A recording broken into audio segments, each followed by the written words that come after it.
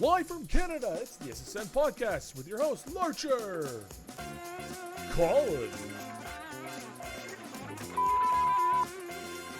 and Liberty.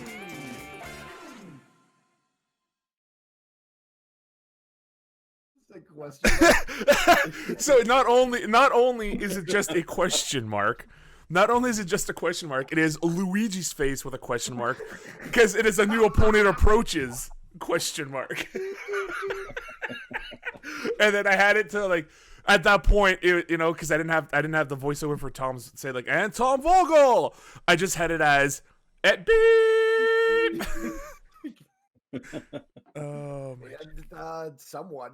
Yeah, right. Hey, speaking of staples, Steph, if you need some premium staples, about 5,000 of them, we have a man here that can have a hookup for you. What? Who would have thought they'd come in handy?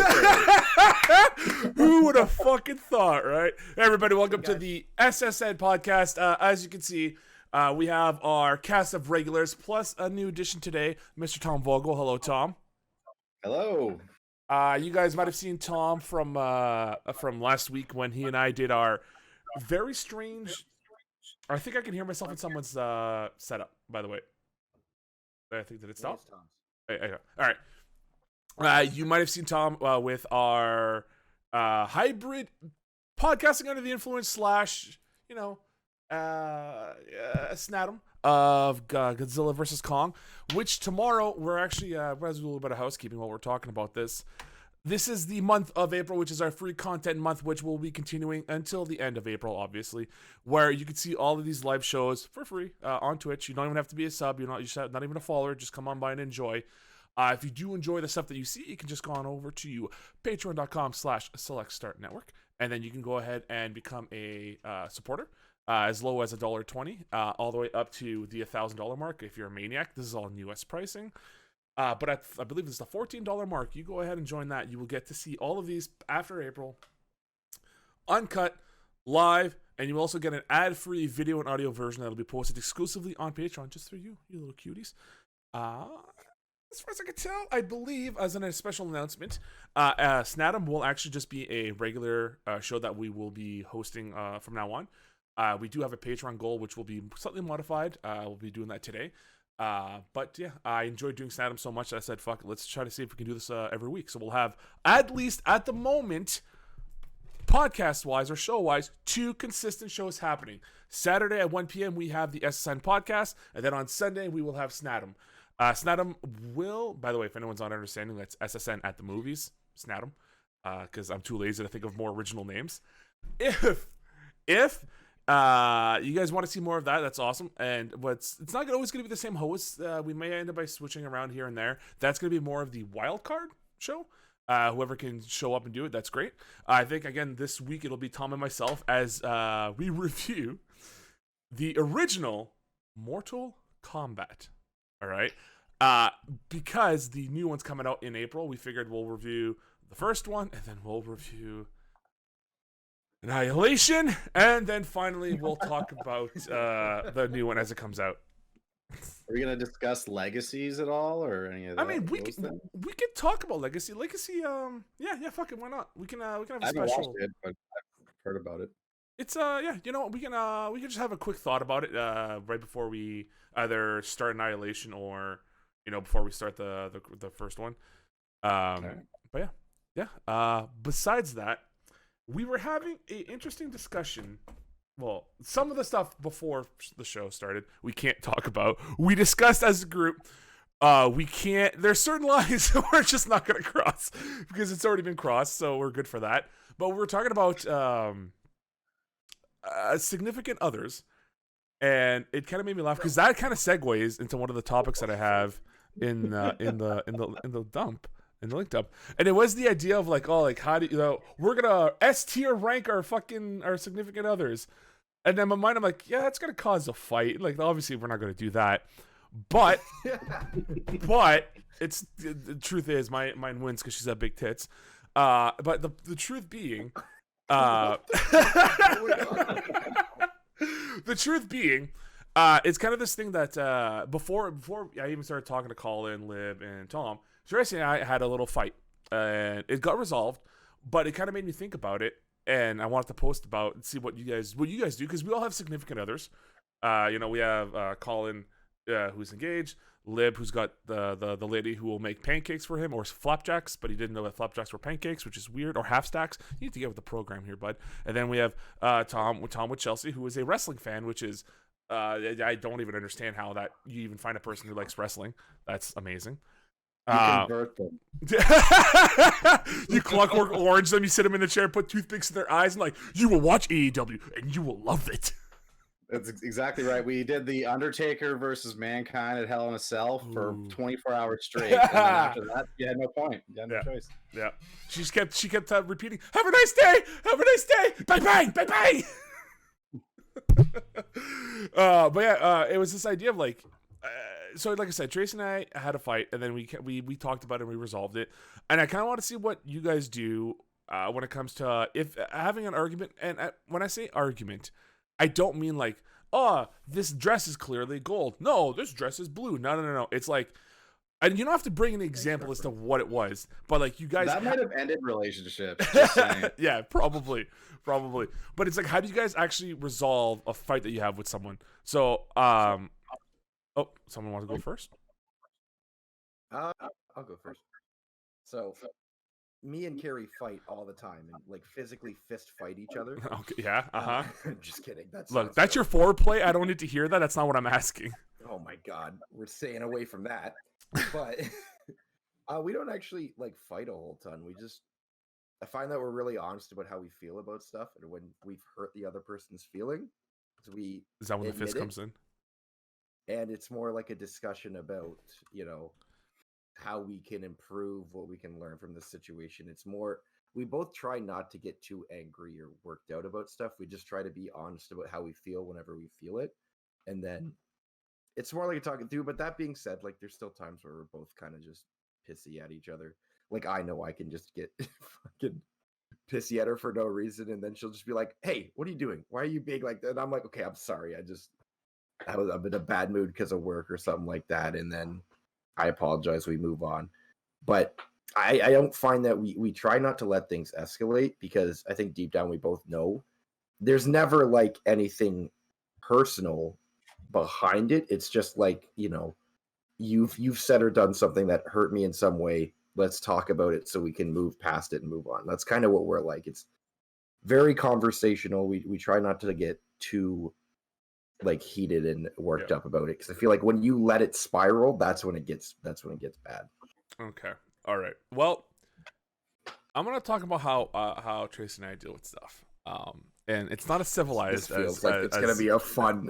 Yeah. Sit back, because it's gonna be an interesting hour we're gonna have a chat about. No.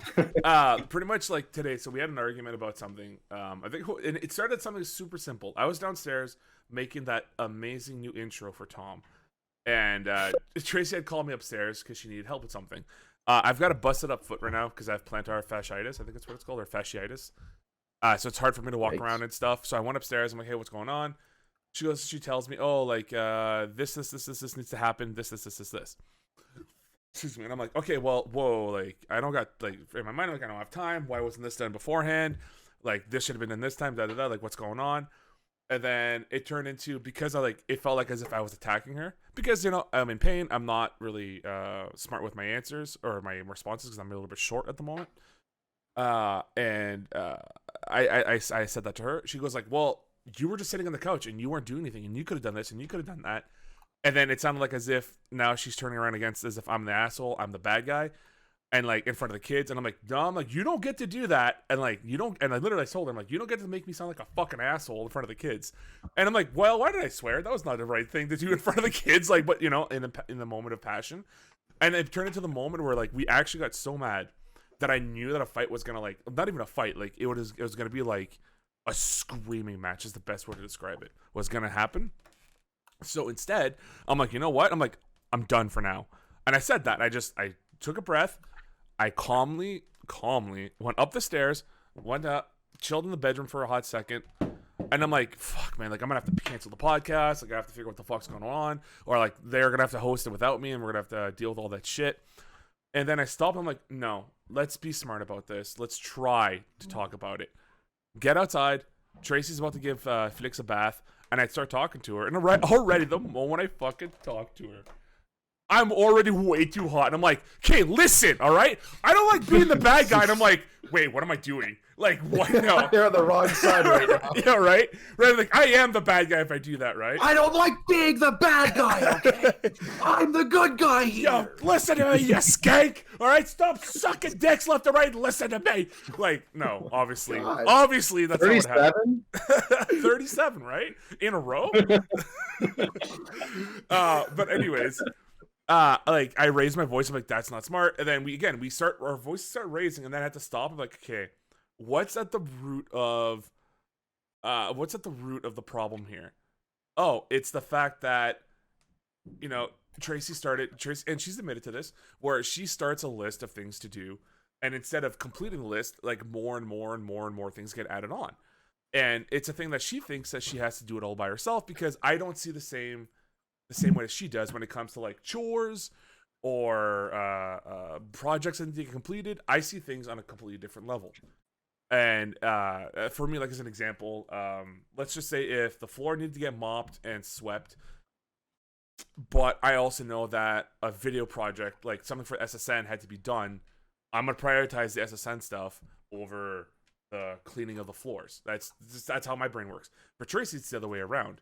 Well, actually, for Tracy, it's like, while I'm mopping and sweeping at the same time, I'm going to edit this photo, and I'm going to talk to Rogers for fucking up our internet, and at the same time, I'm going to make sure that Justin's eye appointment's at the right time. Like, she adds and adds and adds all at the same time. And I have to stop, and I'm like, look, this is not, like, we're fighting over nothing now. Here's what I think the root of the problem is.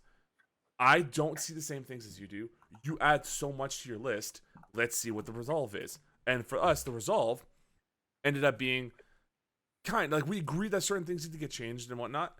And then my biggest thing was with her was like, if you start making a list, don't just keep it in your head. Literally write it down and physically space it out. So as an example, we'll just say right here. All right. So you have your list that's up here. you right? brought a list? Well, like this is just like the to-do list that we had a while back. Right? We have all this here. But I'm like, but also you have to do whatever's down here. Well, don't fill the gap between here with more stuff. Literally, concentrate on this, go to this, and then add at the bottom once you've done that. Literally space it so that in your time frame, you have moments of like, okay, I can breathe, I can relax, I can whatever, and then go on to the next one. Or to help out with this stuff here that's going on screen, you put a little subsection, which would be like right here, and like, Justin does these things. That takes care of that. Now I have more time to do other things. That kind of shit. Also, good. It has a good movie. But yeah, it's this idea that, yeah, like you don't... oh my God, sorry. I just saw what Will wrote and I have to fill the gaps with fists. We're not filling the gaps with fists.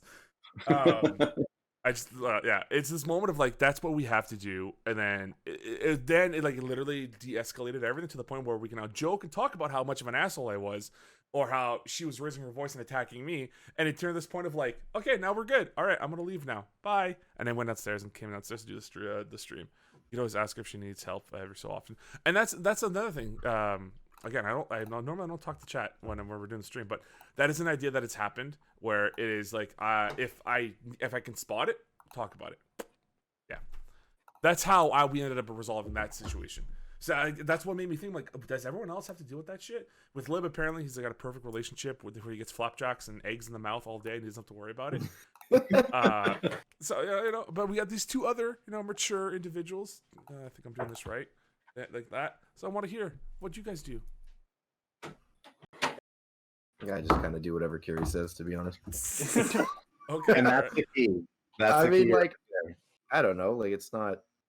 Like she asks me for help every so often, and I mean, it all depends, I guess. Like, it's usually I just take a look at what I'm doing, and if I'm doing something like work related or something like that, then she's usually like understanding. But if it's something that's not, crazy important, and she just says, "Hey, can you help me out with this thing?" Then I'm like, "Yeah, sure. I got the time. I'm gonna go do it." Maybe I'm not always in the best mood, but It's more like I'm able to look at all the things she does do for me just on her own without me asking, or all these things that she does for me. And I say, or I think like she does all this stuff for me.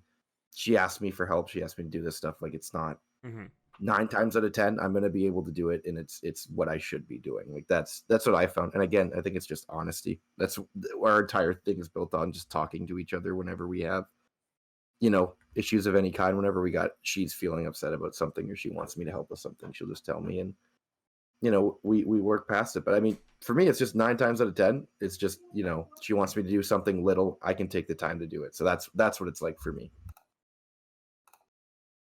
Our arguments always just stem from me being an asshole, usually. Yeah,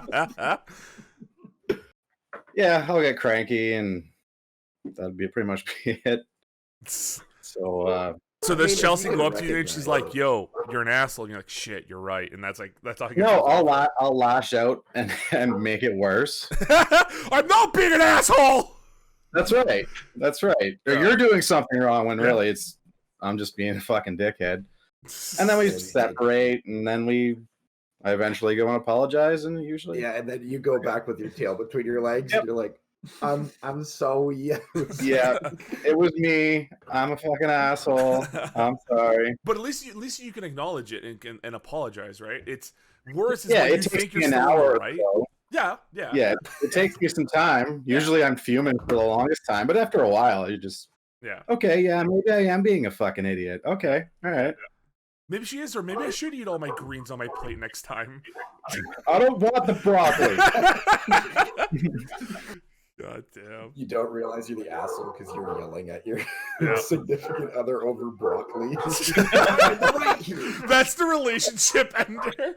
Oh my god. That's funny. Yeah, Sydney and I don't really fight that often. We do what we can to communicate, and pretty much everything Liberty said, it's all about just communicating, making sure that you feel heard, and making sure that you're trying to listen to the other person. And I'm very bad with noticing when she needs help with things. Okay, so I'm not the only one. Absolutely worst with it. Yeah. Oh yeah, I'm not good at that. So every once in a while we have an argument with. She's like, "Why aren't you helping me with this thing?" I'm like, "I didn't know you needed help." Yeah, I'm sorry. And I don't know if it's. Like I know, but then you think about it, and you're like, "Oh, it was actually pretty obvious." Yeah, well, because I'm just kind of stupid. It's something that Tracy and we've talked about, and it's like, she's like, "I know you're not being an asshole. Like, I know you're not like selfishly or you're trying to ignore what's going on in front of you." She's like, "I think you literally have blinders. Like, you legitimately don't see what's happening around you because like you're focused on the one thing." And I'm like, I could see that with you, right? Like, and I thought about that. I'm like, man, is that really what's happening? And then the more and more I thought about it, I'm like, holy shit, I think she's right. Like, as an example, it's happened to the point now where we need what I call the bat signal if I'm streaming or if I'm playing like unranked in Siege, and like it's a clutch situation where like everything's going down and we're like I'm concentrating on whatever's happening. She'll try to come up. She will literally open the door and be like, Justin, nothing. And she'll stomp the floor and stuff and still won't work. What has to happen now is literally there's the light that's down here. She'll flash it on and off profusely as if I'm about to have like a fucking seizure. And I'm like, oh, Tracy's trying to talk to me. Then I take the earbuds off and I can actually concentrate, right? To see what the hell's going on. And I'm like, fuck, she's right. And it's the same thing that I had issues back in jiu-jitsu. Where when I first started jiu-jitsu, I would concentrate like I'm gonna get the armbar. I'm gonna get the armbar. I'm gonna hit the armbar. And I'm like, Steve, my coach or my instructor would be like, there's a triangle choke waiting for you right now. If all you do is stop being so stubborn. And I sat there and I'm like, shit. That's a good point. But I'm going for the armbar. Yeah, I want the armbar, damn it. But yeah, it's this aspect, I guess. It's a flaw that you don't really realize is an issue until someone has to like point it out. Because there's certain flaws like I can figure out. Like I'm fat, I need to lose weight. I know that. That's an easy flaw that I can figure out. I know that I could be more communicative. That's already a thing that I know. So that's something I can talk about. I can literally talk it over and figure it out. But the idea of like this tunnel vision, of this hyper attention that you get sometimes, obviously I won't notice it until conversations like we've had today, where it's like, my God, like it is something that the world shuts down and you just single point view. Yeah, I get that. I get that, like, hyper focus. I think that sometimes when people break that hyper focus for you, you just come out really hot because you're focused, and Yeah. then, like, you're immediately like, take 5 seconds, you get brought back into the real world, and you're like, okay, I'm being an asshole for no reason, and then you're like, Yeah. sorry, I was doing whatever. Like, I was thinking about butts I real get the- hard. I get the same way with, like, I'll be like playing Apex or something, and like it's freaking last 2 teams, clutch moments, and then my dad just walks in my room and he's like, "Hey, what do you want for dinner?" And I'm just like, I'm like, I don't care, and I'm like trying to. And he's just like, "Well, me and mom are wanting to order pizza. Do you want to do that?" I'm like, "Yeah, sure, we can get pizza." And he's like, "Okay, you need to order it." And I'm like, "In a second." And I'm just like, Yeah. and I realized, like, at the time, like, I could have easily just been, patient and talked to him. Yeah. But I was in this moment, and I was like, "Ah." It's almost always with my dad. Like, he'll just walk in my room and just. Because he ask doesn't me give a questions. shit. He's a dad. He's like, fuck, dude, this is my house. You're going to listen to Did me you see right the now. basketball game yesterday? I'm like, no, I did. I'm sorry. He's like, it was a good one, and I'm like, I bet it was. Dad, I'm busy. Please stop. No, not the basketball. Oh my god. I lock my door for that. Yeah, but they can still hear the cheeks flopping, all right? Oh my god. Okay. 2 things. You brought up 2 things that I want to talk about now. One of them, I finally got unbanned from Apex. Nice. Right? You finally stopped cheating. Shut up. I believe you son of a bitch, you started this. When I found out I was banned because I was trying to play games with Lib. But to kind of like catch everyone up on stuff, randomly one stream, like Lib and I are like, let's play some fucking cross-platform Apex, and I'll be on PC, he'll be on Xbox. It's great. It'll be fine. We're loading it up, and we're kind of screwing around in the shooting range for a bit. I'm like, all right, let's go ahead and let's start the game. Go to start the game, and I'm like, something's been banned. I'm like, wait, what? I'm like, there's some kind of error. Don't worry about it. Let's just try again. Load up. Something's banned. I'm like, wait, what? What the fuck's going on? And it automatically to me, I'm like, Lib, I think you're banned. Like, I think something happened where like your account got banned because like it couldn't be me. Mm-hmm. And he's like, oh well, like I'll try to join a match and like we'll see where it goes. I'm like, all right, I do the same. Both try to join separate matches, and I get banned again. I get kicked out again. It says something banned. I'm like, was I playing with another person who just got banned? Like, what's going on? Not associating that I'm the problem. And then Liv's like, I think you're banned, dude. I'm like, what? Go off. I try to do research, and then I got this email like March or April, March 3rd or something. And it's like, oh, by the way, there's some suspicious activity on while you were playing Apex, so we decided to ban you without notice. Well, I'm sorry, what? And we had to sit there trying to figure out what the fuck happened. And I messaged the EA tech support and all that. I'm like, hey, I think I was falsely banned. Can we like fix this? Can we do some research? Like, what the fuck's going on? Like, the only time I play this game is when I play on stream, and you would have all the archive footage of me doing that and not cheating. And they took over 2 weeks had passed, and I got no answer. So I go to Twitter. I'm like, yo, fucking, what's going on, Apex? Like, what the hell? Like, why am I banned? Now I'm getting a little bit upset. Another like week goes by, still no answer. EA tech support finally replies with, "Oh hey, just go ahead and go to this form and place your complaint, and then we'll deal with it." I go to click the link. It's the same fucking link that I used in the first place when I got banned, asking what the fuck. And I'm like, what? So I reply, I'm like, yeah, thanks. It does fucking nothing for me.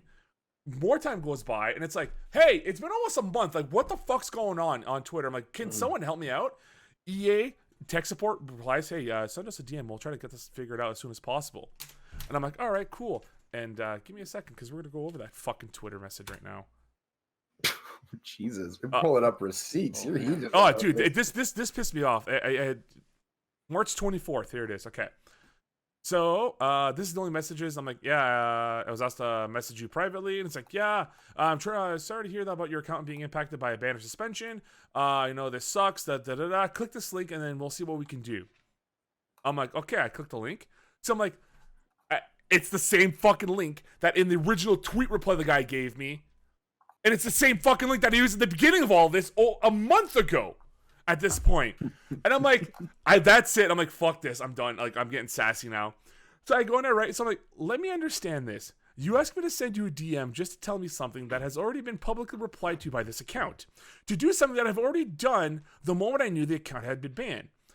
The appeal that I have tweeted twice about now that has led to no answers, just radio silence.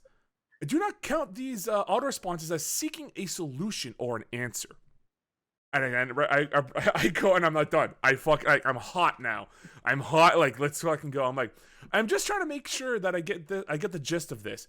Your reply here is the same as the tweet that was sent out almost 10 days ago from the account you're using to communicate with, which is to do the appeal for both tweets I made were about how I heard that I've heard nothing back from. Correct? Question mark. About 4 minutes later, they reply, how long has it been since you filed the appeal? Scooter is the guy's name. I'm like, it happened on. That inspires confidence. Yeah, right. Let's go, Don't Scooter. worry, Let's guys. go. Scooter's on the case. Yeah. Scooter's got this. And I'm sure Scooter's just doing what he can. It's nothing against Scooter. Like, the poor guy, he's dealing with a Scooter hate cast. yeah. Like, Scooter's dealing with He's a on a rough pissed off life. Frenchman right now. You know what I mean? Like, I'm mad now. I'm like, it was on this date to this date. All right, it's all right. So a little bit of time goes by. About another 4 minutes go by, and he replies with, "Gotcha. It's been backed up for a while now. I know the players such as yourself are having to wait for way beyond the normal amount of time frames. I'm truly sorry for this, but it's all we can do is wait. Should you encounter any other problems, go ahead and click the fucking link that he already sent again." And I sat there and I was like, I'm gonna rage war. I'm gonna fucking rage war against this man right now. Did And it I'm like, actually say gotcha? yeah, he literally wrote yeah, gotcha, like as if like he understood what's going on. Gotcha. Oh, This is what's going on. Not like I gotcha, sucker. Nothing like that. Gotcha, motherfucker. Yeah, That like, sounds like The EA a version of a Read Rickroll. it better. Right? That link. and it's like this moment of like, either this man is now just trolling me, or there's nothing he can do, and he's just replying with the same auto responses. So I'm like, I just left him like, fuck this. I just walked away. It definitely was nothing you could Yeah. do, I think. And I then, feel like just the response of like, oh well, a lot of people are having this problem, and it's like, oh, okay, so what are we gonna do? Well, we're just gonna wait. Yeah, there's nothing we can We've do. been doing that though. oh my If you have God. another issue, use this form. What other issue would I have? I can't get Yeah. on my account. Yeah. And then, okay, that was, so that would have been March 24th. We are now April 10th. I got this email, see if I can find it, from customer support on April 8th. Okay. Mhm. Hi. This is them knowing that they fucked up, and I know it. It says, "Hello. We saw some unusual activity on your EA account. To keep your EA account safe, we reset your password. What happened, and what do I do? What do I have to do? After noticing potential suspicious activity associated with your EA account, we reset your password to protect your personal information." And I'm like, no, there think was no that's a thing suspicious they do. activity. Some motherfucker, either someone trolled me on Apex, accused me of cheating, and they just banned me right away, or they falsely banned me, realized they fucked up. Now they're like, yeah, there was suspicious activity, so we reset your password. Because now, last night, when I got when I logged in to see if I can play Apex again, I can play Apex again. So they don't want to admit that they were fucking wrong with the ban and just said, "Oh, suspicious activity, we reset your password," and then somehow that unbanned me from Apex. I have a question that isn't going to be answered in this. Yeah. But why would you get banned though? From like, because I feel like it can't just be a false claim, like with no evidence to back it up. Like they had to like look into your account or like VODs of you playing or something and banned you, right? They couldn't have just off of like maybe unless somebody organized like everybody claiming you were a cheater, like a full lobby claimed Here you it were is. a cheater, like it was an organized thing. Here it is. Do you have the answer? Hello, March 3rd. We noticed that your EA account broke EA's gameplay rules. Because your account was cheating, we permanently blocked you access to Apex Legends online features. That's it. Do they have some like So automated thing, some bot that like checks how your like something your account is doing that would automatically ban you if it's like, oh, it's suspicious activity. Ban. Only thing that I can think of, and this is something that Siege has as well, where developers, programmers, whatever, they can go back. So let's just say I accused Tom of cheating in Siege, right? You tell the person's name, you give the person's name to the person and the date that it happened.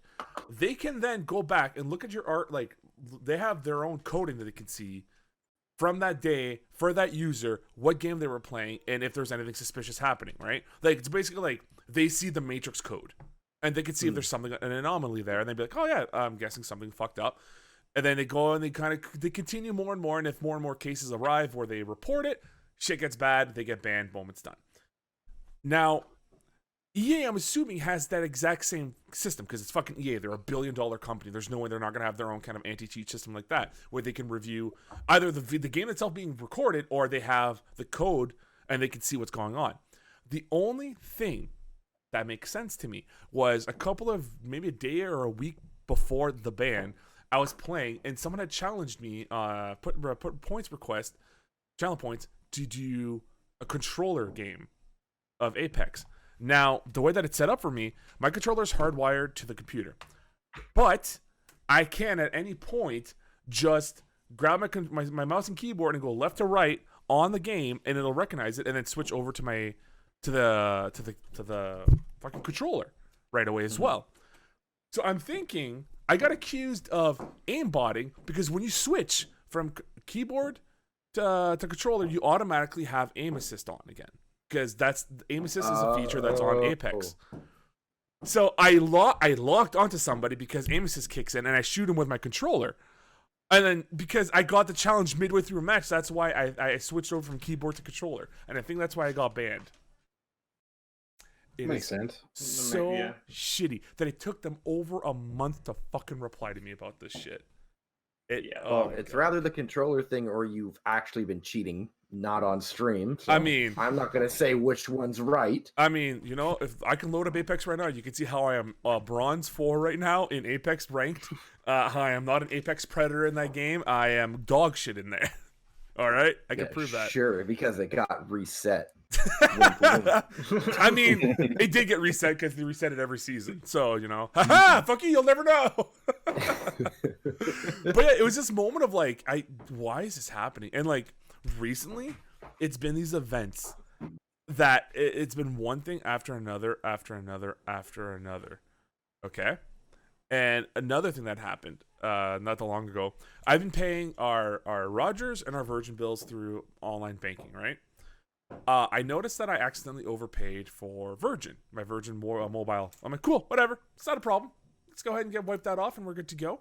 Yeah, it's easy, overpayment. Cool, I don't have to pay for another, I think it's like, I don't have to pay them for another 4 months now because I've accidentally overpaid. Cool. That's not how much did you overpay? $636. Yeah. Which is fine. I'm like, you know what? It's stored off to the side. I don't have to worry about it for a bit. Let's set a Google reminder. I go and I'm like, let's look at my Rogers account, right? My wonderful Rogers account with its fantastic internet, which has never let me down ever at any point in my life. Okay? Just want to stress that part, right? If you want to detect that, schmucks, that's sarcasm. Okay? Sarcasm. So here I am checking my bills. I'm like, oh, it says that I owe $182. That's weird. I'm pretty sure I paid that this month. Let's take a look at this. Open up the account. Go to the My Rogers thing, and I look. I'm like, oh wait, why do I have 2 separate account numbers? What the fuck's going on? I'm sorry, what? I check the 192, and it's for the new Ignite the router that I have. All that fantastic stuff. The promised 1 gig, which actually it's not actually a gigabit. It is actually just 300 right now. I'm like, what the fuck's going on here? I click on the other one. An overpayment of $300 on there. I'm like, what? Huh? Those motherfuckers, when they sent us the new router, they switched our account numbers or created a new account. So I've been paying the wrong account this whole time because they never gave me the new account number. B, the reason they did that is because my old account number had a loyalty plan that I was paying cheaper for the same service I should be getting right now. But because they switched over to the new account number, I don't pay that loyalty plan anymore. But they did this without telling me. And now I'm sitting there, I'm like, so I now have $300 worth of credit on an account that's now technically dead. And I owe them $192 on an account that doesn't even give me the service that I pay for. And I'm sitting there, I'm like, oh, this Like I there has never been a company that I have despised more in my entire life than Rogers Communications. You are the dog shit provider of the year, of the decade.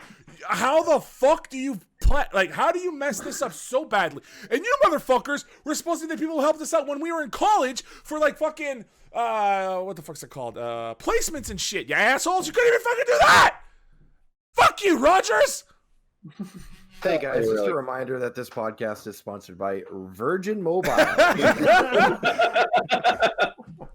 Sorry, it was this moment of like pure rage, and I could not understand how they could fuck me over that badly. And now, because I don't want to be the one yelling on the phone, I'll do it here.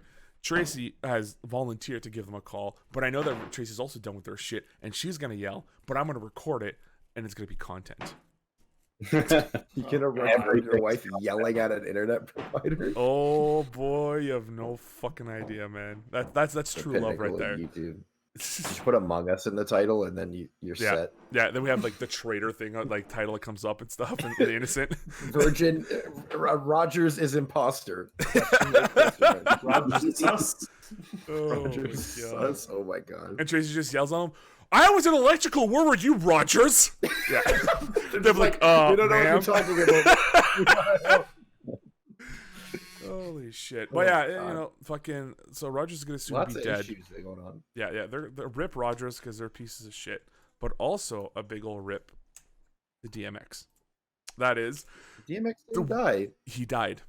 Yeah, he did. He died. He officially died? Yeah, he officially. Like, oh, he's dead. No, he's not. He's dead. His manager said he's not. It happened like 5 times. Yeah. But he is officially dead. We had two big deaths then, eh? Yeah, Rogers and DMX. Yep, it's real depressing. Philip, Justin, Philip, Uncle Phil. No, don't you dare DMX besmirch the McLean's name of cousin. Uncle Phil. Yes, I know Prince Philip died, the husband of Queen Elizabeth. Whatever. I don't care about that. That's Flash cousin. We're gonna talk about DMX over Prince Philip. Yeah. Yes. Because I want to ask you this, and I'm actually genuinely curious. For DMX, probably Lib, you might be too young for DMX. I'm assuming, right? Like that wasn't really. I've listened to DMX. I know what he's about. Okay. I not as invested in his life and career. Oh no, neither am I. Neither am I. But I'm very curious. What was your first introduction to DMX? What was it that made you realize who this guy was? What song? A song or whatever it could be, whatever media platform. How were you introduced to DMX? Somebody played, I think. Which one was it? I was gonna say "Who Let the Dogs Out." It's not that. Though he is a man that barked a lot. What is that? What is that song called? X gon' give it to you. Not X gon' give it to you. That's a good one. But I think it's "Where My Dog's At." I think. Oh, the fuck is different. Where my dog's at? Yeah. All right. It's like super. It's like super homophobic in the middle of the song. There's like an entire verse that's just really homophobic. And I was like, my God. And then everyone's like, yeah, we love DMX. And I'm like, oh, okay. This is interesting. I mean, an unacceptable statement. Yes. Like you're right, is wrong. It was a different time back then. And that's not an excuse, but fuck, we were. Yeah. We were.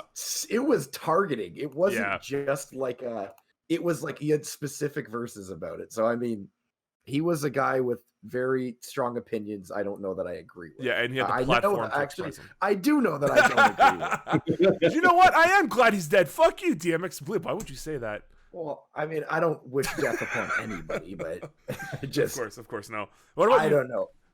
That's my opinion personally. Yeah. There's some stuff about his music I'm not a huge fan of. So someone introduced you to the song "Where My Dog's At," whatever the fuck it's called. That's what you know him as. Okay. What about you, Colin?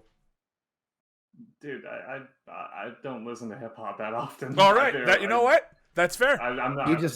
You just know him from like knowing things, basically. Yeah, media. Basically. Okay, all right, that's fair. What about you, Tom? High school. That's where I definitely first listened to it. Okay, that's right when it was coming out, you know. But I never really listened to it all that much. Okay, mostly just like to the gym. Okay, so I have 2 big hallmarks for DMX for me. Okay, one of them being, I believe it's maybe 3 if I remember this correctly. Obviously, I knew the songs like "Where My Dog's At." I agree with Lib. He also, I believe, he also had the song "Ain't No Sunshine." He did the remake of that one, I believe. I think that was him. I could be wrong, but I'm pretty sure he was also the one who did the remake of "Ain't No Sunshine." He also had, X Gonna Give It to You. This is where like things for me get interesting. I didn't know who the man was, but back in the day, all right, back in the day of Linkin Park being at their hype, at their fucking highest moments, all these like heavy metal, certain rap songs and stuff. There used to be also a mix with that called AMVs, animated or anime music videos.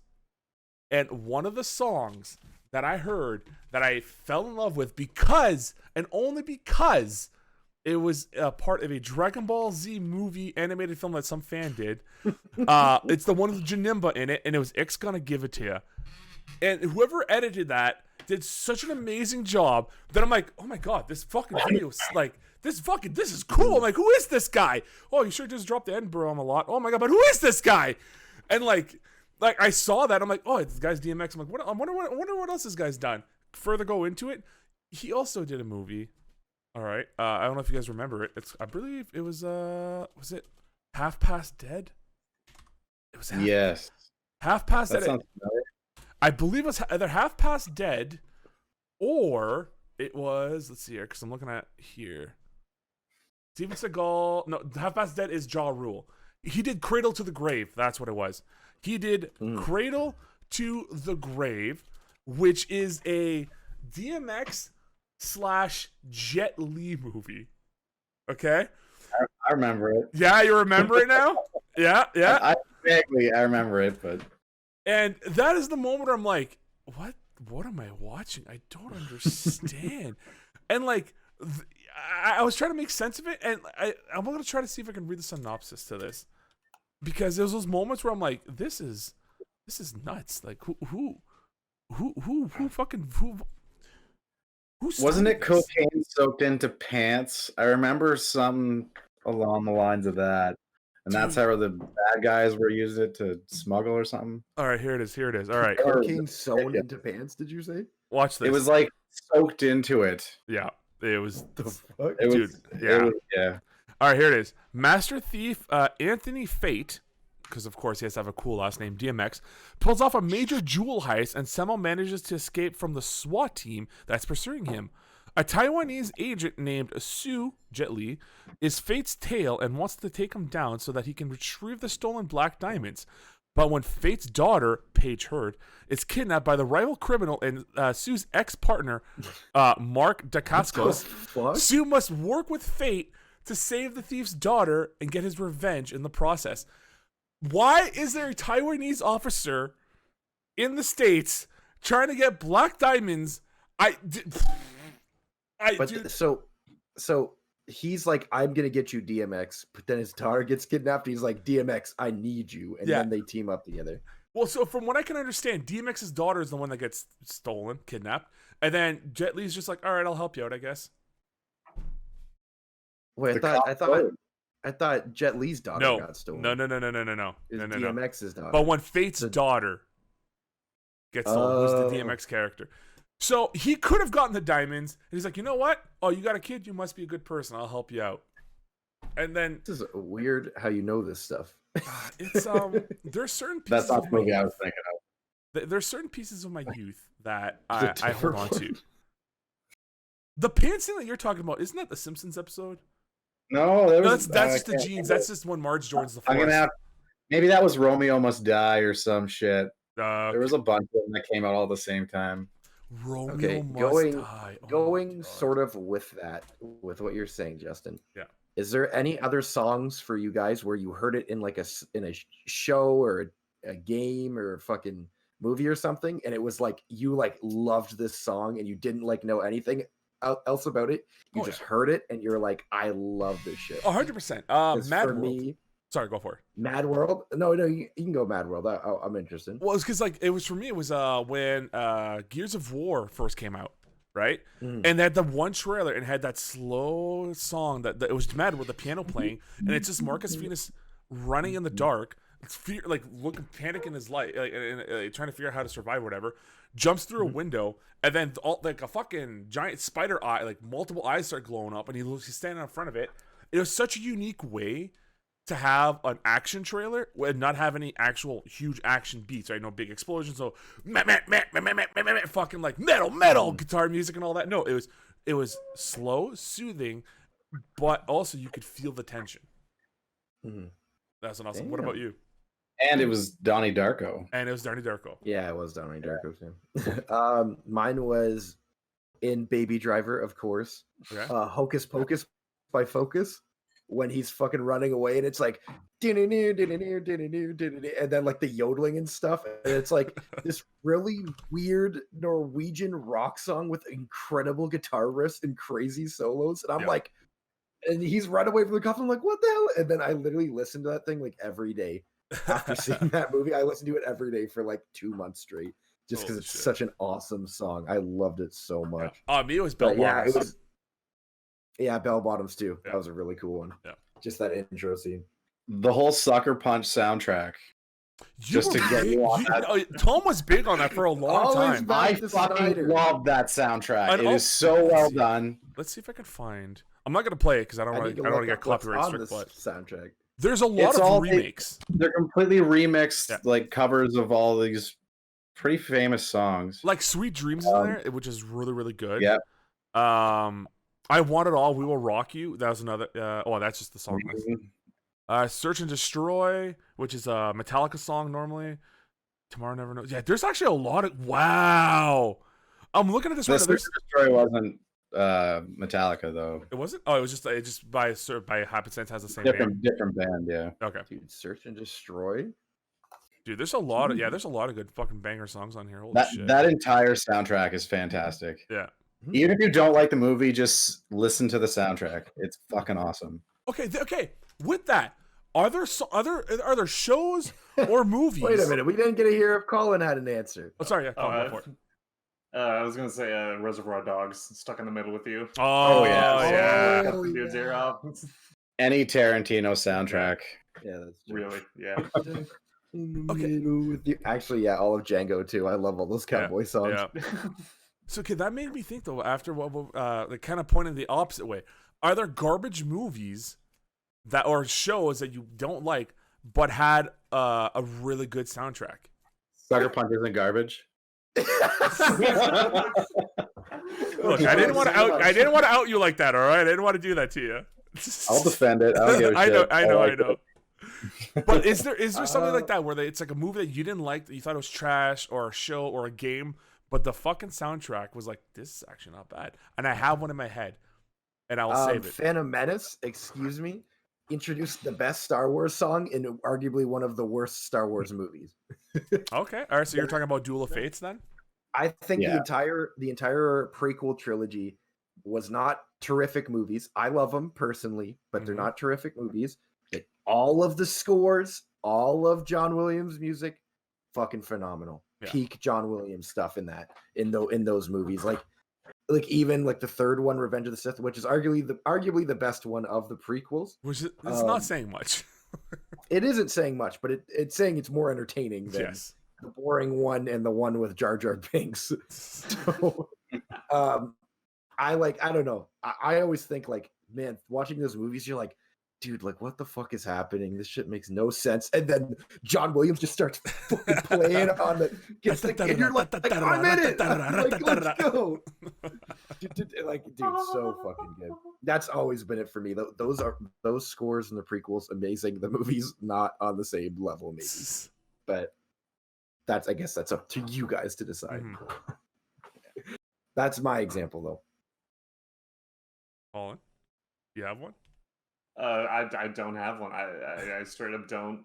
I don't like. I think try that to find like music through soundtracks that often. So I don't really have one. And most movies where you like the sound, it's a good movie too. Like most movies with good sound score and soundtracks, they're accompanied with a good movie to go with it. Yeah. Like it's just not the norm. I mean, you put John Williams on anything though, it's a good score, but you know. Okay. All right. What about you, Justin? You got any examples? Oh, I do, but I want to wait for Tom. Tom, do you have one? Not really. No? Okay. No. All right. For I me, think it is subjective. I can see how that, like, you're gonna like the soundtracks of movies you like more. It's just Yeah. so this is me. So I can acknowledge. I know it's not a good film. I love the movie because it is bad. So it's Freddy versus Jason. Okay. The soundtrack for Freddy versus Jason. Holy shit, dude. That was something that I used to play on repeat all the fucking time. It's got How Can I Live by El Nino, When Darkness Falls, Kill Switch from Gage, fucking Beginning of the End, Spine Shank, Sun Doesn't Rise by Mushroom Head, Hate Breed, Slipknot. Like, these are all the shit. Stone Sour, Seven Dust, Seether, Black Theory, like Lamb of God, In Flames. Like, Tom, I know you are recognizing all these fucking names. oh yeah. And I know Yeah. also you, Colin. Yeah. Like, Yeah. this is I lost, but that's fine. this is like metal, like new metal or whatever you want to call it, like metal in that era. They got like the best of the best and just shoved it all into one fucking soundtrack. Oh my god, dude, it was so good. And like it's not only that these are just songs that were like playing at the credits. They had these songs while Freddy and Jason were fighting, and it just made it so much better because of it. It was so nuts.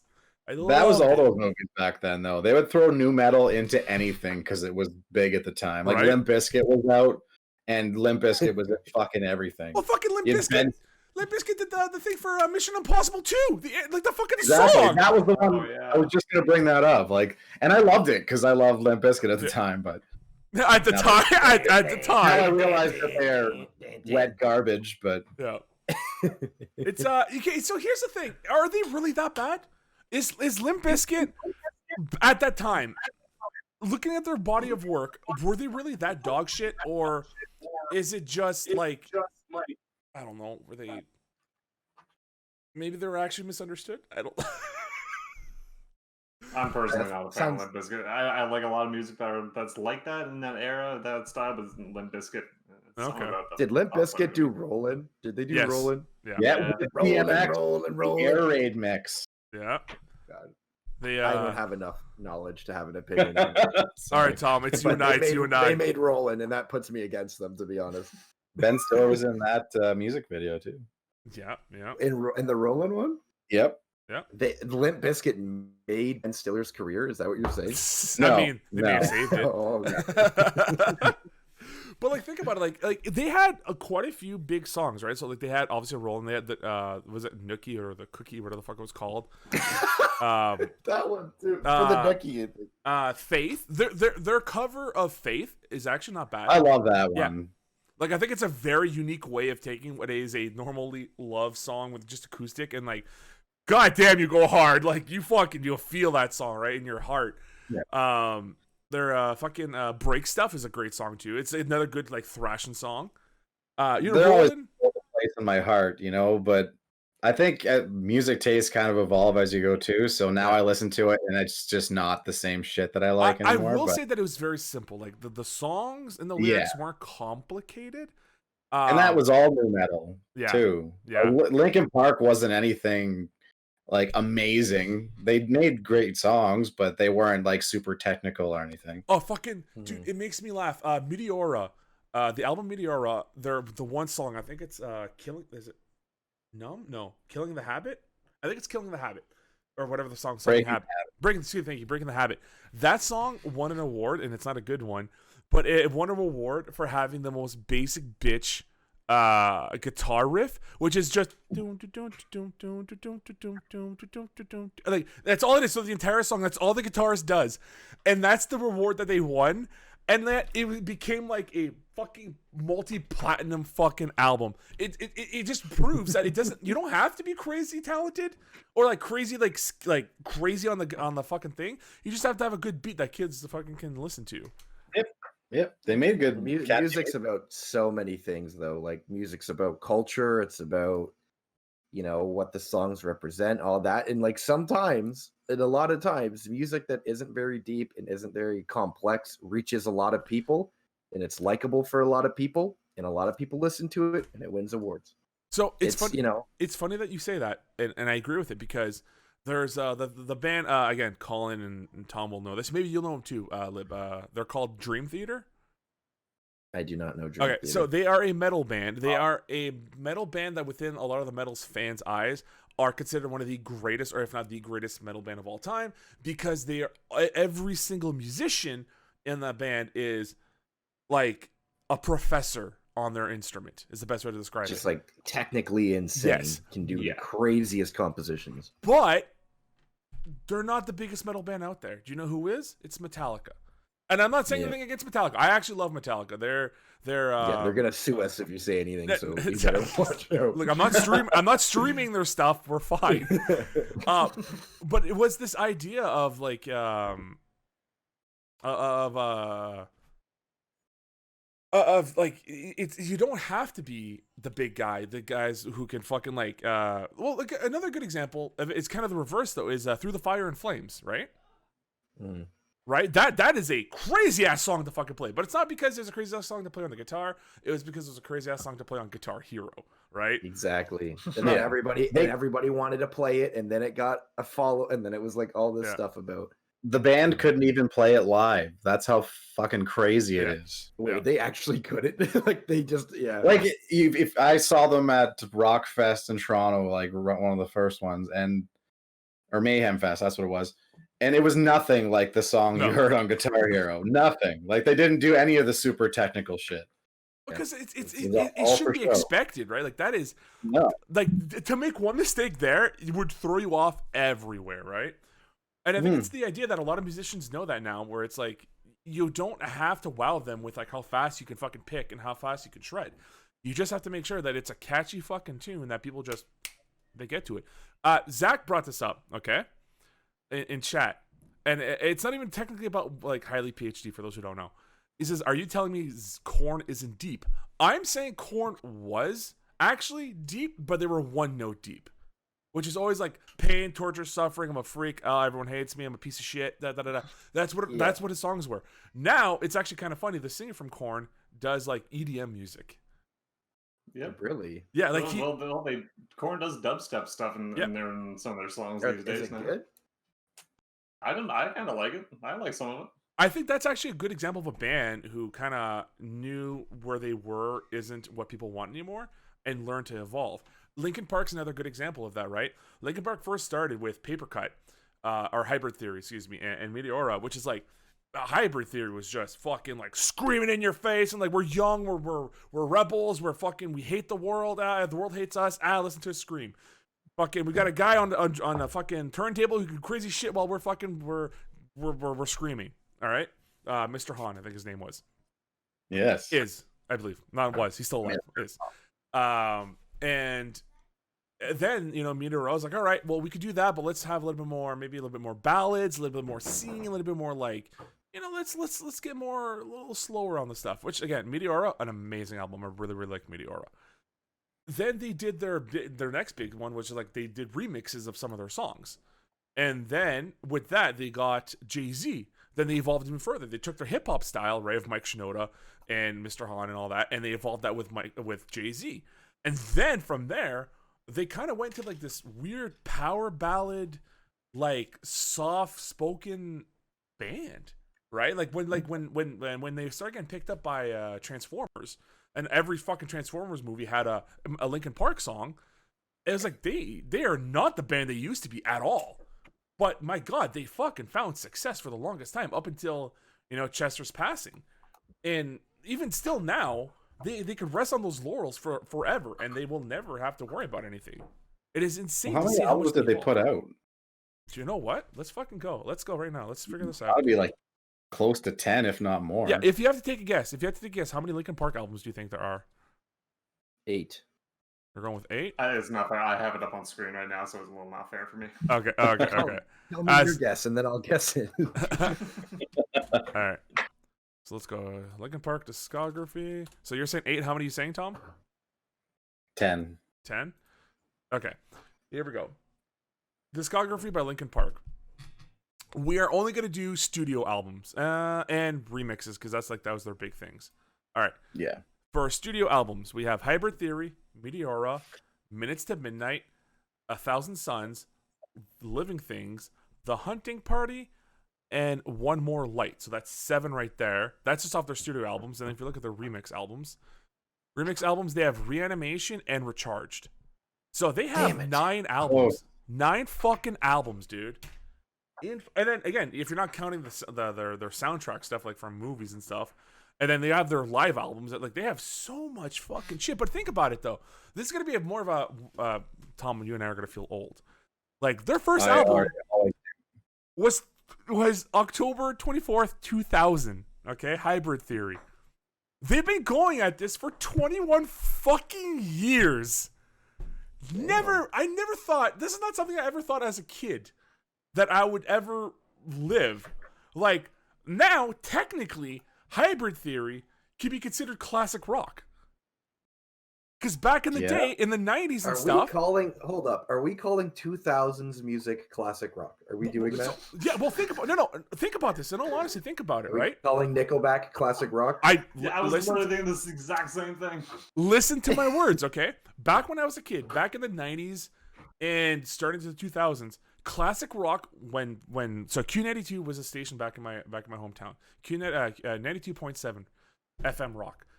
Their thing was, I don't know why that got ingrained in my head, Tom. I don't know why it all came out like that. I remember it too. Sudbury's only rock, Q92.7. Yeah, you'll listen to it and hate it. Yeah, pretty much. I fucking hated it when I was a kid. But it was this idea that in the 90s, classic rock was categorized that songs that were playing within the 80s and 70s. So that's a 20-year span. Think about that. Well, now we're 21 years away separated from the year 2000. In theory, if the 70s and 80s were considered classic rock because there were 10 to 20 year difference, shouldn't the 2000s be considered classic rock now? I would say that classic by that 20 years ago. I think classic would mean that era. That era, that is the classic era. It's not classic meaning 20 years ago. So you would not consider, Sublime classic rock? You wouldn't consider Linkin Park? So then you're telling me that classic rock is only a specific time frame, which was the 60s, 70s, and 80s. Yeah, in my eyes, yes. So then what would we categorize the songs from the 2000s and the 90s, the grunge era and the post-grunge and new metal and all that? What would that be? Just call them new metal. But that's not an era, though, you know what I mean? That's not like classic rock covered Poison to Bon Jovi to fucking even technically Metallica. Metallica would be considered classic rock at this point. I guess we just don't have a word for that era. I guess we just don't have a word or anything for that era yet. Yeah, because like 2000s, like late 90s, 2000s is when everyone started calling 60s, 70s, 80s rock classic rock. But so that's actually a good point. Took some time. So once we define this era, it's going to have a definition. But I think the 2000s was such a like there was a lot of change within the 60s, 70s, and 80s in terms of rock music. There was a lot of change. It bounced around a lot. It was kind of a fun thing. It was always kind of like edgy to be a rocker, like especially in like the 60s, 70s, 80s. Mm-hmm.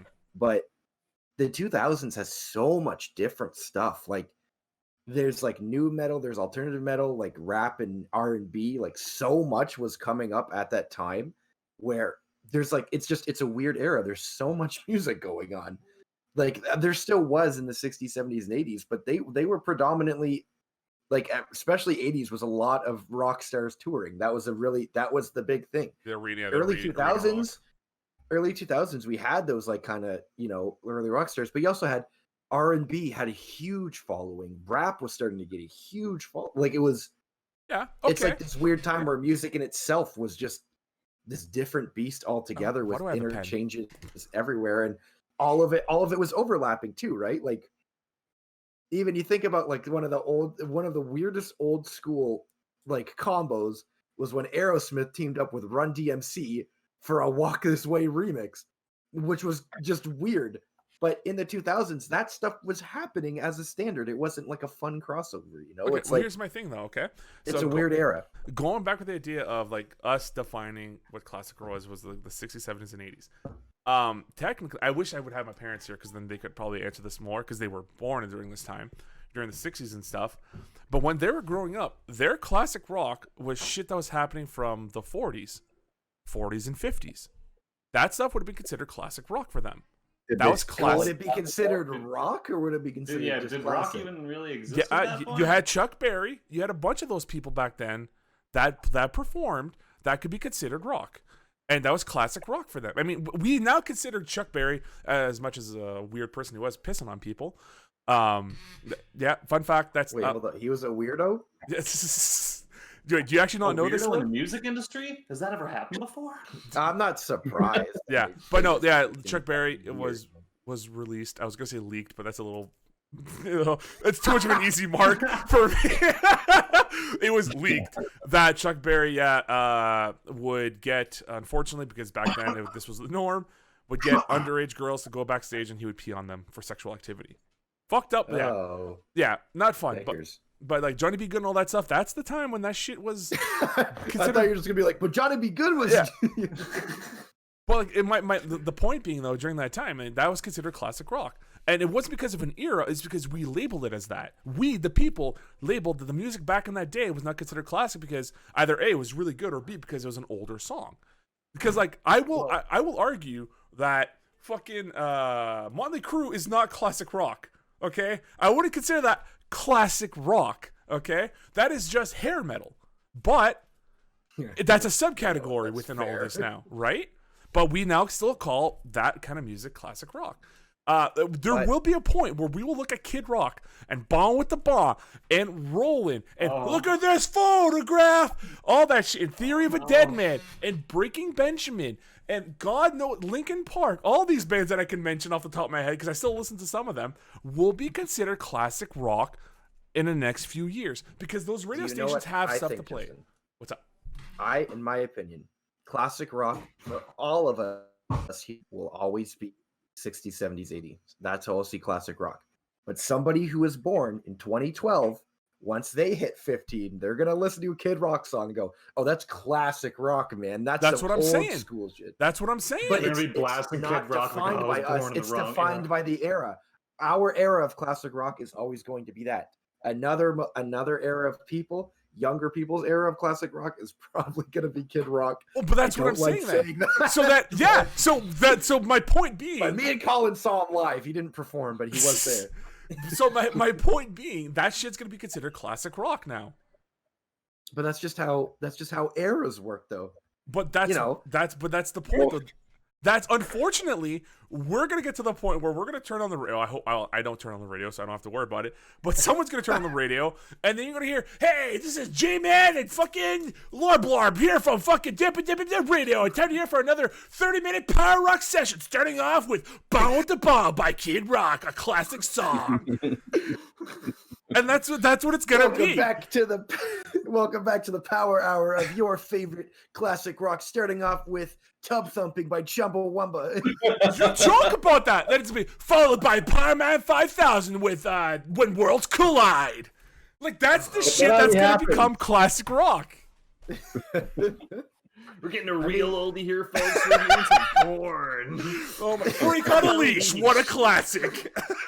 We're listening to one of the greatest bands in all of history. Next up, the Black Eyed Peas. Oh my!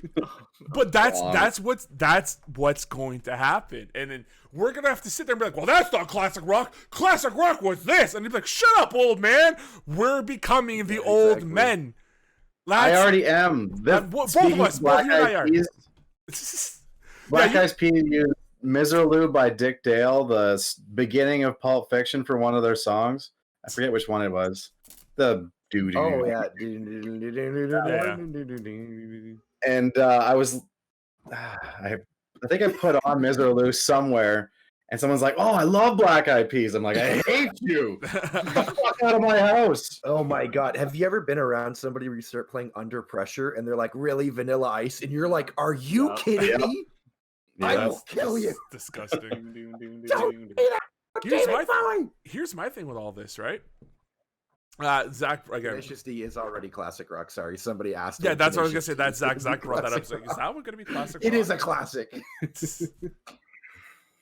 Do you think there will ever be a day that censorship won't be that much of an issue, and we will be able to hear on the radio songs from Tenacious D where they talk about cock push-ups, or fuck her gently and stuff? Do you think that we'll ever reach that? I don't think I don't think it's a censorship thing. I just think that most people don't want to hear about cock push-ups while they're driving to work in the morning. What are you talking about? That's Like, what gets me up in the morning. What are you talking about? yeah, you're the only one driving to work, and you're like, God damn, this music's they're not playing Tenacious D nowadays.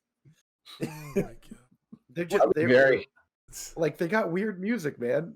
Weird music doesn't sell to the masses, to the norm. It's very novelty. As much as I love Tenacious D, they're very novelty. Could you imagine turning on the radio and Classico comes on? Oh my God, dude! That'd be Let me hear you applaud. Yeah, so good. That'd be so good. I would love it. It'd be fantastic. Did you guys hear the horror Rocky Horror Picture Show Time Warp by Tenacious D? I did not know. When you get a chance, check it out. So obviously Jack Black and KG and all them, they not remade, but they covered it, and holy shit, like that's a song that I could put on repeat nonstop. Is that like he does such a good job, both of them. It's awesome. It's awesome to hear. Okay, we're getting a little bit close to time. There is one more big topic that I wanted to bring up. All right, and it's something that caught my eye because I was watching it yesterday. And it's something on Twitch, and it's called the hot tub meta. Okay. Oh God. Yeah. I So, have no Colin, idea you what already this know is. what it is. I was watching the esports YouTube channel, and they did a "Don't At Me" at this, which is like their news coverage stuff.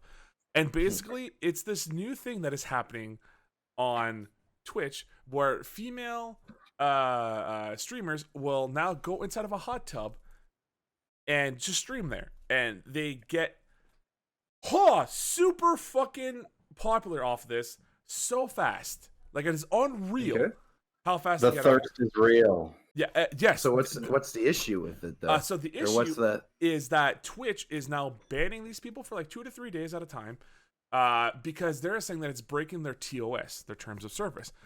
One of them being that you're like selling yourself, right? You're selling your body for attention, for views and whatnot, and also you are revealing too much of your own skin to the public, and that's pornographic. It's borderline pornographic because Twitch has a very specific / very vague description when it comes to things that can be shown and can't be shown. One of the things is like if you are a female streamer, you're not allowed to show nipples. Okay, you can't show nipples. But if you're a male streamer, you are. Yes, 100%. You're allowed to do that, whatever you want, right? That's kind of fucked up because I got titties. Yeah. And if I showed these titties, the only reason you'll be able to tell that they're male titties is because there's hair on them. But if I just had this flashing up on screen, are you going to ban me, Twitch? Is that what's going to happen? I'm going to have to start a fight with you, Twitch? You can label Twitch streams 18 plus, right? And then somebody has to acknowledge that. No. Yeah. Well, no, Yeah, you sorry. can. Yeah. Sorry. You can. There is an age gate. Yes. It's not. But- It's not a. You just say I'm 18. That's Yes. all you do. But that does not. That's still not allowed to then have genitalia on screen. They will not allow that. No, and I understand that, but I think that if somebody wants to go in a hot tub and they're not revealing anything, who cares? Who gives a shit? So let them do I what they agree. got to They're do. just being very inconsistent about the way they're enforcing it, and Is it- how is they're it like allowing the- that. But then there's some people who say who might swear just a bit too much and then lose advertising shit. And and like if a Gotcha. game has DMCA and music, they're going to lose revenue for that. And Twitch is just being very inconsistent from yes. streamer to streamer about what they're allowed to do. Mhm. But I feel like a lot of times in these situations, Twitch streamers who like a Twitch streamer will like swear a lot or something, and then they'll get flagged, whatever. But then a random Twitch streamer is doing this hot tub thing, and then that Twitch streamer lashes out at her, and it's not her fault about this. Yeah. Yes, there's inconsistencies with Twitch, but it's like it's comparing two different things and blaming that like I feel like that just happens a lot. And I think that for a lot of people on Twitch blaming a woman who's doing well because she's comfortable in her own skin and pointing to that and saying, oh yeah, well, I said the N-word on stream and they banned me. And it's like, well, yeah, you're wrong. And you're pointing at somebody who's like, it's Yeah, messy. And I don't like it when it's in the interest of like bringing down women. Yeah. I really dislike So funny enough, there was there's a stream that happens where it's called The Real Housewives of Twitch. And it's these like popular female Twitch streamers who get together and they talk about whatever they want to talk about. And this was on the scores video. And it talks about how one person specifically there is getting, actually she's a female streamer. She's getting pissed off and annoyed with what's happening because now she's a woman who doesn't do the hot tub meta. She doesn't do that stuff. She doesn't reveal a lot of skin and all that. She's just a streamer. She's just your awesome everyday normal lady. All right, normal lady. You know what I mean? Like she doesn't do those kind of things. Yeah. Okay. And she's getting annoyed because now people are going onto her streams and thirsting her or harassing her to do the same thing. And it's becoming now this issue. And again, I'm not saying I believe on either side. I'm just delivering the facts. She's starting to get pissed off with it because it is this thing that now it is believed or expected that female streamers will now show skin because people demand it and people throw money at them and people are subbing, and there's supposed to be this unrealistic expectation set upon them to do these things, when in all reality is only a very minority group of female streamers who are doing this. But because it is such a provocative thing that is happening, there's a lot of attention happening towards it, and now other women are expected to do the same. Do you think that that's kind of fucked up, right? Like it's not fair. Like who do you blame though? Exactly. It's not fair to blame the other streamer. Exactly. And then the only person you can blame is the audience. Yeah, it's the. That's where it gets fucked up, right? It's like, who does the blame go against? Do you blame the person who's streaming in a hot tub because I blame the person who is spamming somebody messages? Exactly. Is it that you punish the person who's streaming, quote unquote, abusing the system because like this is them finding a loophole around the whole like you can't show skin or you can't show certain revealing things? So they do the hot tub meta, right? That's their workaround. Do you blame them for finding a way to make quote unquote easy money? Like this is the terms that have been thrown out, not me. Or do you get mad at the men and women who are harassing other female streamers now to do the same? Where does the buck stop, right? Do you get mad at the person who's promoting it, which is the female hot tub meta people? Or do you get mad at the fucking idiots who are slobbering and demanding these things now from everyone else? You get mad at the idiots. Yes. I'm not going to get mad at female streamers doing the hot tub streams. Yeah. I'm not going to lie. If I could show a bit of skin and get some attention on Twitch, I fucking would. Okay, hold on. Am I hearing potentially set up for an SSN hot tub party? Maybe we'll have Absolutely. Guys, we'll do what the fuck those kids used to do back in the day? Bubble parties? Soap parties? Yeah, come to the basement. We'll have some soap around. Will we be dressed? I don't know. Rooms covered in bubbles. I don't understand the point of it. Look, some reason people don't understand foam party. That's what it is. Yeah. Apparently, people don't understand that there's a thing called X videos or Pornhub or any other place where you can pay a premium and you'll see a lot more than just people dressed in a bathing suit. You know what I mean? You got to pay a premium. Yeah. But you're paying a premium. But then these are the same people that I'm talking about, these idiot harassers who will pay someone to do that still on Twitch. Yeah, it's weird. And that's why I'm not mad at the hot tub streamers, whatever. Because if someone wants to watch content like that, one thing that I see in this conversation happening all the time is like, oh, they're stealing views. They're the ones getting super famous and getting all the views. If someone wants to watch content like that, they'll find content like that. They're not the people who are going to come and then watch gameplay videos or come watch me. They're not taking viewers away from me, or they're not taking viewers away from gaming streamers. The idea of stealing views is also kind of weird too, because what is entitling you to a person's attention? Exactly. Right? If somebody wants to go watch something else, you're not entitled to their viewership. Like they can. And that's a very important part right there. It's if you do not want to watch this and you don't want to support what's happening. Let's just say if you don't like the hot tub meta thing and you don't want that to be a thing, do you know how you stop that from being a thing? You don't watch and you don't give them money. If anything, and like by talking about it, I hate this, but I'm donating. Well, yeah. Look, some people some people will jump onto the stream and yell at them like, "Oh, what are you doing? This is disgusting! Don't you know you're degrading women or yourselves and your people and blah blah blah blah blah." And then here's the thing with that, right? by you jumping into that stream and you complaining to this person about this, you've now added an extra viewer for that person to have on their tick. And because that tick goes live and people see it, and then the Twitch algorithm sees that, they bump them higher and higher up on the view list. So by complaining about it to the streamer on their stream live, you're actually aiding them and getting more attention, therefore potentially getting more money. Don't fucking talk to them. That's all you'd have to do. You don't like it, don't watch it. It's as simple as that. Yep, I'm kind of doing the reverse thing with K-pop on Twitter. Like every once in a while, you'll see something K-pop related on trending, or like people just spamming whatever, like fucking whatever Jungkook, whatever, like BTS, whatever. Yeah, and it gets super trending. I just hit not interested every single time, and I'm slowly but surely seeing less and less and less now, stuff being spammed on my Twitter page. There is one thing that I will agree with, and it was sad, and it's not on the meta. It's not on the hot tub meta girls or ladies, the women. It is not on, or the hot tub men, because I haven't seen hot tub men meta yet. I haven't seen that yet, but that'd be a kind of a cool thing to see. You have? Oh, Colin? Yeah. Is it you? Yeah, Are you the meta? Maybe. No, I've seen some. Some are doing it like ironically to make fun of the hot tub girls. Some of them are just doing, well, they're gonna do it, I'm gonna do it too. So you got a good enough body, people want to see it. Who cares? Yeah, exactly. Even if you don't, if I had a good enough probably body, still I'd be want shirtless to. for every Tom's got a single good point. podcast. Some people just want to see bodies, right? So you could just do it and see what the fuck happens, right? But you probably get some views. Yeah, probably. You probably could.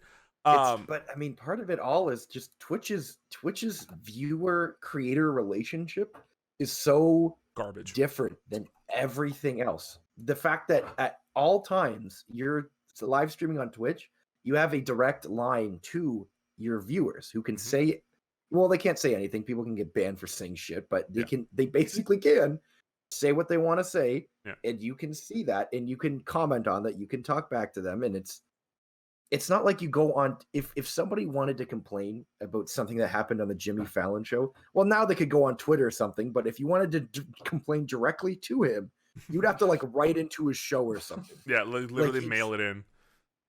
And even then, it wouldn't even make it to him. It would not. No, now it's such a direct.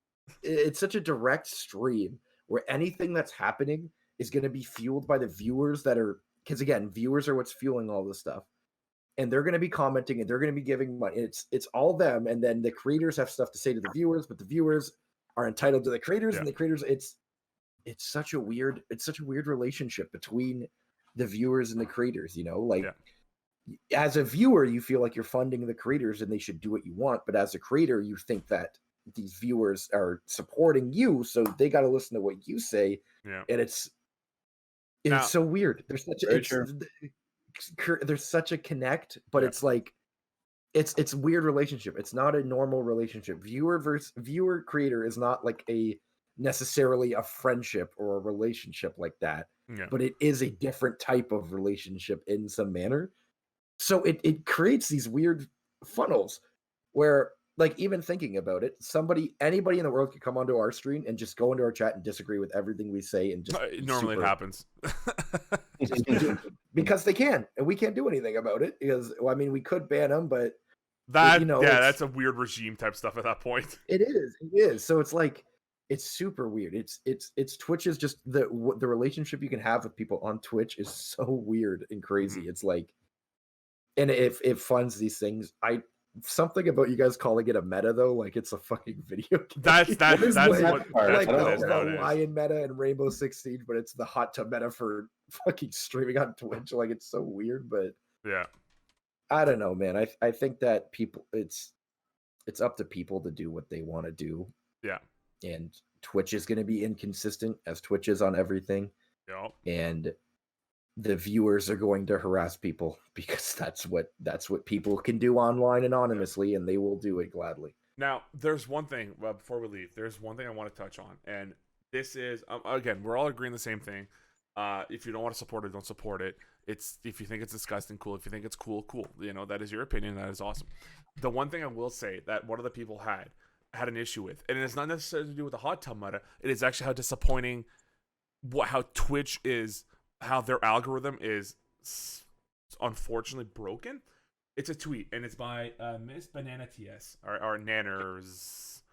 Went on Twitch and seriously got confused as to what app I was actually on. Like, what in the actual fuck happened to Twitch? I really want to know. And this is it. This is inside of the score esports thing. It's at 5 minutes and 29 seconds, and all 4 shots of what's happening on Twitch is nothing but hot tub or pole dancing or strip. Not even pole dancing. I don't want to insult pole dancers because pole dancers are amazing artists. Just strip teasing for subs. And it's this idea of like, at that point, that is not the hot tub meta people's fault. The faults, it is the algorithm that Twitch has or their lack of moderation to maybe be like, maybe that all the stuff that's being displayed right now is like, what's happening right now on Twitch shouldn't all be fucking hot tub meta. It should be like, all right, fine, this one's really popular, we're going to put that on. We're then going to show something else. Here's something from Dota. Here's something from whatever. Here's something from whatever. It shouldn't be that whatever's the most popular, because sometimes that's a broken system, as what I'm just saying happened. That shouldn't be the thing that's like, what's hot right now? Maybe we don't have that. Maybe does Twitch get around parental controls? What in what sense do you mean? Like I could see like a lot of like young underage kids that, because Twitch is very popular with young kids. Is this helping them get around parental controls where they can't go on fucking Pornhub or whatever, but they could go on Twitch and see this chick in a hot tub?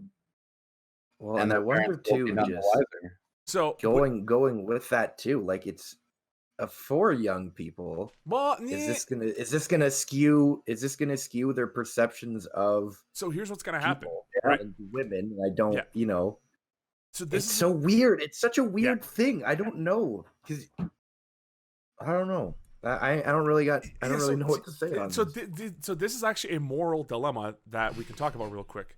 It is the idea of like, yes, and someone else in chat, Super Ribs brought this up. Is like this part. It's like, what about these streamers as role models for young people? Technically, it is not on the streamer to be a role model. That is not on them. That is what people are putting on them. That is not their. If they don't want, like they're not trying to set out to be role models. That's not something we should expect them to be, right? That is just what people like to push onto them. The idea, though, of what you're saying is technically Twitch is supposed to be a all-around, all-of-ages platform that we can all enjoy. I'm not saying wholesome PG-13 content because I don't do that. I don't have PG-13 content. I don't have that kind of system. But it is a world that we do expect that kids should be exposed to potentially what some would consider graphic content, sometimes being scantily clad men or women.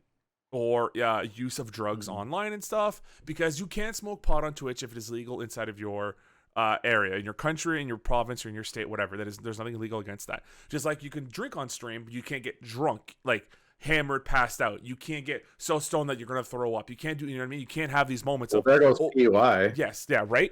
Like you can't overdose, stuff like that. But it is this idea of like the parental system that Twitch has is something that we've already talked about, which is, oh, are you 18? Click here. Like, exactly. If this is a mature content, click here if you agree that you're of 18 years of age. And that's all they have. That's all it is.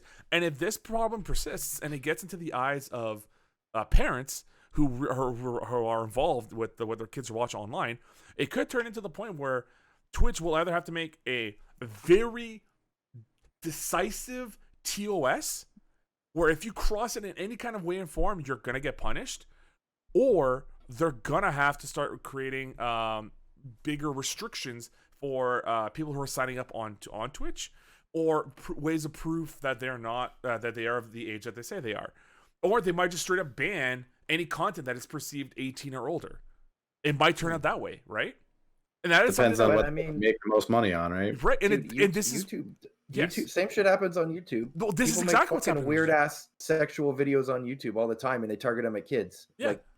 Like that happens all the time on YouTube too. The weird princess, the frozen princesses. Yeah, the Princess Elsa Spider-Man shit. That's that feels like it's illegal. Well, it's because it is. It's they fucking chloroform the princess sometimes, and other weird shit happens, and then she grows a penis for some reason. It's like, what is happening in this fucking world? Like, but it's targeted towards kids the entire time, and because it was on YouTube Kids app at one point, because the algorithm couldn't tell the difference that this is not appropriate for kids, and people are being really weird and posting it.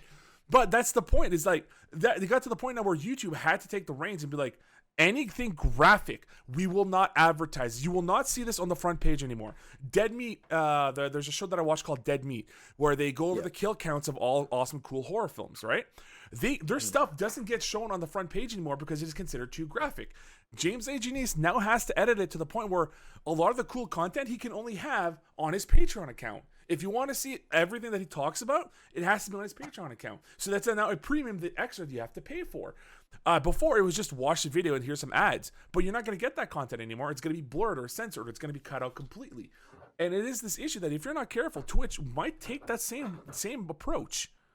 And be like, if anything is we can deem as violent, it could be something as simple as your brother comes by and slaps you in the face. Or if we think that kissing could become too offensive, and they could end up by restricting anything like that happens. You might get reported, and you're going to have a fucking a strike against you. 3 strikes on Twitch, and you're done. There's no appeal system. You get your 3 strikes, you are done on the platform. You would have to start anew. But if you try to start anew and they recognize your name or who you are, they will just shut that new channel down. It is this problem that might happen where if we're not careful about what we choose to self-censor or not censor at all, could bite us in the ass. It's the same thing with the ESRB. The ESRB got created because the government said Mortal Kombat is too violent and kids should not be able to play that. If you do not set an age restriction on your games, we as the government will step in and we will do it for you. Thus, the ESRB was created because they did not want to have the government's hands in this. And now parents just buy games. For 100%, right? But there is this idea that if streamers do not want Twitch to get involved with what is being censored or not, there's going to have to be some kind of a consensus that will happen. That is very hard to ask because there are millions of streamers out there who stream millions and billions of different kinds of content. So it is this almost losing battle that we will have. But the people who are most prominent in the scene have the power and the choice to do what they think is right, and whether it is to have hot tub meta or not, that is up to them. And we are unfortunately going to be at the mercy of the backlash, whether it is positive or negative. It's going to be what it's going to be. Yeah. Everything adapts and changes. Like, as awful as it is to say, like, it is what it is, like, what else can you really say about it? Like, what's going to happen in it is what's going to happen in it, and it's all up to the big companies to decide. Yep. Little streamers aren't. Big streamers are probably going to be fine. Little streamers are going to be at the mercy of whatever. Now, I didn't want it to end like this, but we are at time. But you know what? We had a nice, like, serious conversation at the end, which is always good to have. We had some funnies with some sillies, and then we have some serious. So, just as a reminder, guys, we will be having a post show at the end of this because it is still free content month in the month of April. All of this is free to watch live right now on twitch.tv/SSN Plays. At the end of the month, when we go into the month of May, this will now be within our Patreon exclusive content, which you can go ahead and check out at patreon.com/SelectStartNetwork. We're at the lowest tier of $1 or $1.20, I think, or $1.50 for Canadian. You will just be supporting us officially, and you will get access to our Discord where you can talk to all of us, talk to all the schmucks, and have a good time. Go up to the perks levels, and you'll see there's more and more content there that'll be available for you. If you want to be able to do that, awesome. If you can, that's great. If you can't, just follow. Share, all that fun jazz. That's all we really need to do. Tomorrow we will have our SSN at the movie Snatum, where I believe Tom and I are going to be sitting down talking about Mortal Kombat. It's going to be great. The first one leading up to the new one that's coming out on April 23rd. If you guys want to join us then, that's be great. If you have to leave now, understand. We love you, but stick around for the post show if you can. Bye, everybody. And start recording. Boom! All right, post show. It's such a weird thing to, like, jump in between these things right now. So post show, I asked on Patreon, patreon.com/SelectStartNetwork. You can go there right now if you want. Where I asked if someone had any questions or anything they wanted to bring up for the post show, and of course Zach simply wrote Dark Souls? ? Dark Souls ? That's a great question. Yes. So I want to take it to you guys. Dark Souls? Who here has played any Dark Souls or Bloodborne or Demon Souls games? And B, when the pandemic is over and we can all hang out again, I have an idea of something we could try to do. Drunk Souls? Okay, well, We Thanks. can't use that title, but maybe we can. I don't know. It's not copyright. It's not restricted. But here's the fun thing about that. All right. So both Tom and Lib, both of you guys have played a Dark Souls, Demon Souls, or Bloodborne game. I've played Dark Souls 1 remastered a bit. I got a little bit into Dark Souls 2, which was Dark Souls 2 was my favorite. I didn't beat it because I got shit on too much, but there was a while where I got into it. Dark Souls 3 didn't really play. Sekiro, I played a lot of Sekiro. Okay. Which Sekiro isn't. It's a Souls game. It's the same company, but it's not in the Souls canon, I guess. Same difficulty though. Yeah, same thing. Get absolutely fucked by some monkey that throws poop at you. All right. Here's what I'm. That thinking. happens in Sekiro. That does. Actually, we may not have to do it once the world isn't on fire, but what I'm thinking here is, we do like a Drunk Souls, make it some kind of like maybe a Patreon exclusive thing, and we can still have it where one of us, we would all have to get Dark Souls 1 or 2, whichever one we decide to get. And we could do what we're doing now, right? Where we're all playing, we're all watching, we're all having a good time. And then one of us will be streaming the game in Discord, and every time you die, you take a drink. Kind of like what Tom just did, I saw on the stream. Oh. And I'm not saying a shot, I'm saying a drink, because a shot would kill us. But that's like every 4 seconds if you're bad. And if that's so we would let, at first, probably the best Dark Souls player go out and do what they can. So I guess that would be you, Tom. I'd have to practice. I was never good. I've never beaten one.